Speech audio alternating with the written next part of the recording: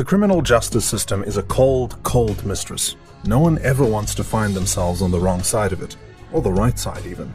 This particularly fickle mistress can have you sitting in an electric chair after years of trying to prove your innocence, all because you were at the wrong place, walked home at the wrong time, or were on the bad side of the wrong police officer.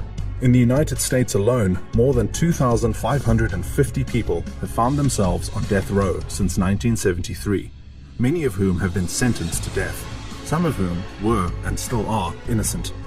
So here are sometimes innocent people were sent to death row. Number 8. George Kelly. His story takes place back in 1949, where a break-in changed the course of Kelly's life forever. And get this, he wasn't even there. One faithful day, at the Cameo Theatre in Liverpool, England, a masked man stepped into the office of the cinema manager while they were counting the day's earnings and shot 2 men on the spot, and then proceeded to escape through the window. This gruesome murder understandably led to an intense manhunt, which resulted in the arrest of 2 men, Charles Connolly and George Kelly. Regardless of their alibis, they both found themselves in front of a judge, facing a very serious criminal charge and potential execution. And unfortunately for Kelly, the court case didn't exactly swing in his favor.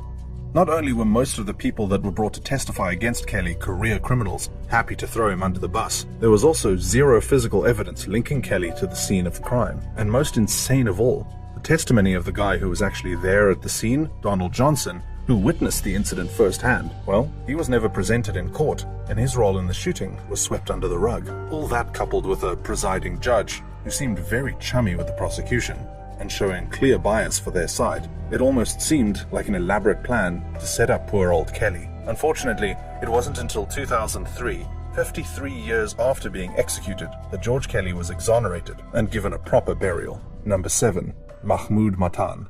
Sobbing until I was aching, and there was nobody, and I mean most sincerely, nobody that held out a friendly hand, a word of comfort.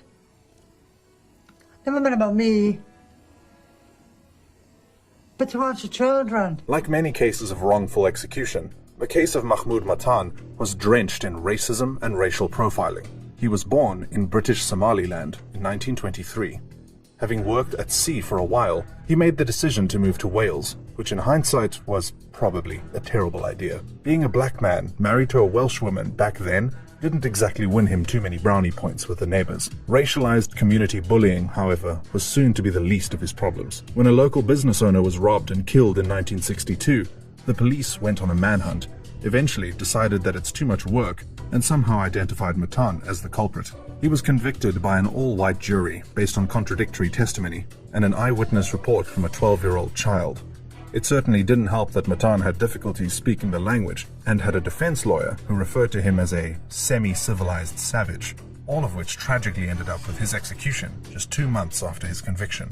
In 1998, further investigations were done, and surprise, surprise, he was found innocent. His family was then given a cash settlement for his wrongful death. Number 6. Ellis Wayne. This right here is a splendid example of why you don't want to be anywhere near the criminal justice system. Back in 1981, Ellis Wayne was accused and charged for the disappearance of a college student, Evelyn Joy, who was eventually found in a creek, raped and stabbed to death. As usual, an autopsy was then done on the body. Thanks to that, evidence was found that was going to exonerate poor Ellis Wayne. Unfortunately though, the medical examiner in charge of the autopsy wasn't about to bring this new evidence to light, instead changing the facts with a clear intent to set Ellis up. By the time 1996 had rolled around, Ellis had already been convicted of the crime of murder.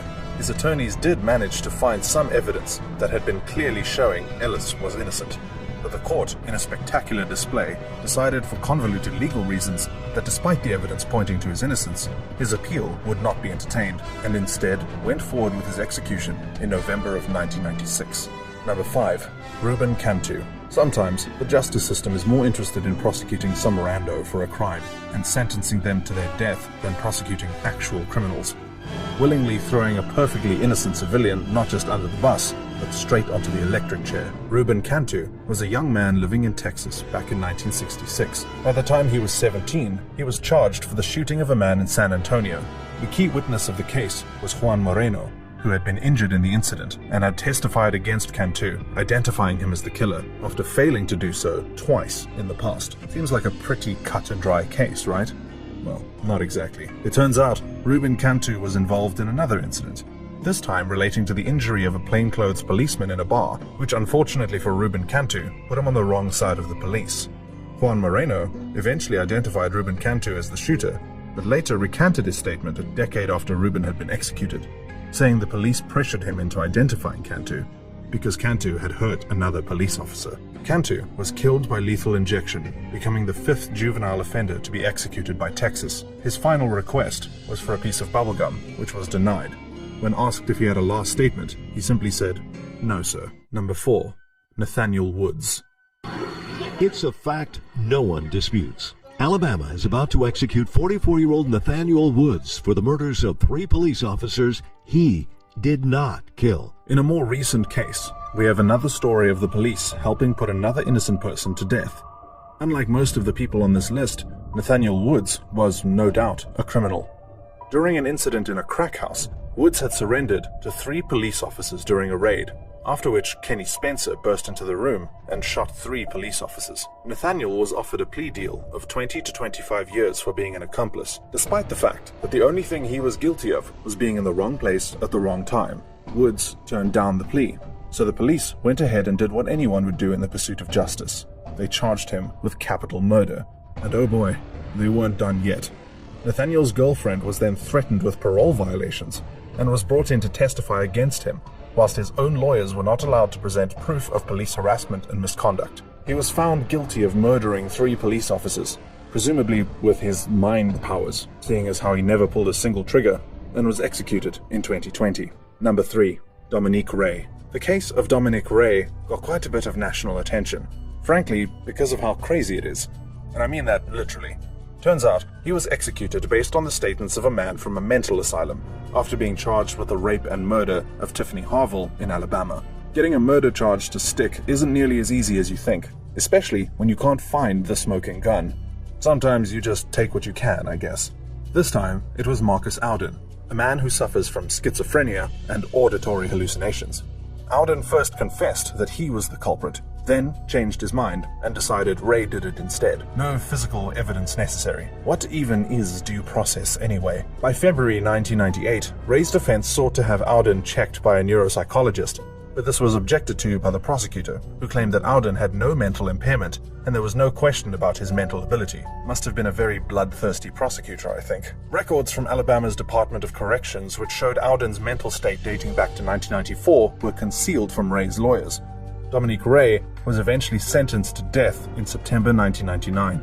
In 2017, 2 years before Ray's execution, documented evidence of Auden's mental situation and the prosecutor's knowledge at the time of the trial was brought to light. Ray attempted to litigate for a fresh trial, arguing on the grounds of purposefully suppressing vital evidence, but the Alabama prosecutors hadn't killed someone in a while, so they successfully petitioned the state court before him.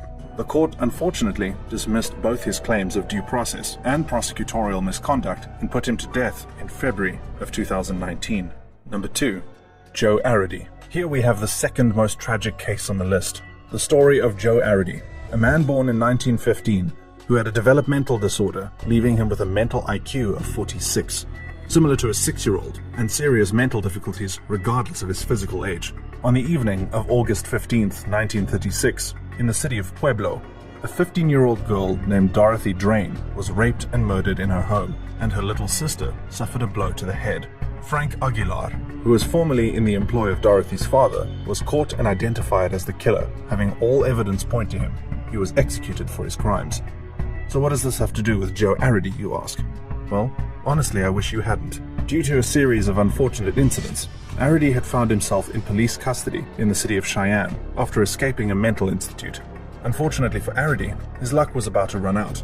The local sheriff was overly eager to get a piece of such a high-profile murder-rape case, so he took Arady and forced a confession from him.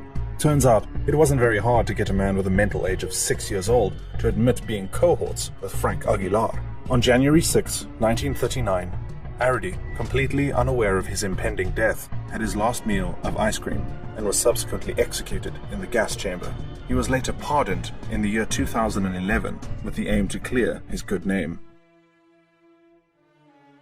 One of the most shocking things in the George Stinney case is he was tried by a jury of 12 white men.